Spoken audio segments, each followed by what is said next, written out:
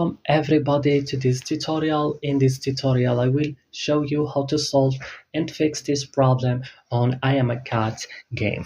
So to fix it, guys, open the settings of your device first, click on apps option and search for I Am a Cat, and click on it like this.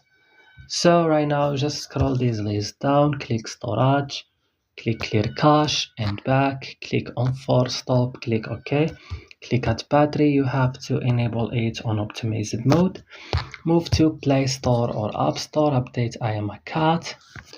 Now restart here your device, and that's all. Don't forget to like and subscribe in this channel, and see you in next tutorial.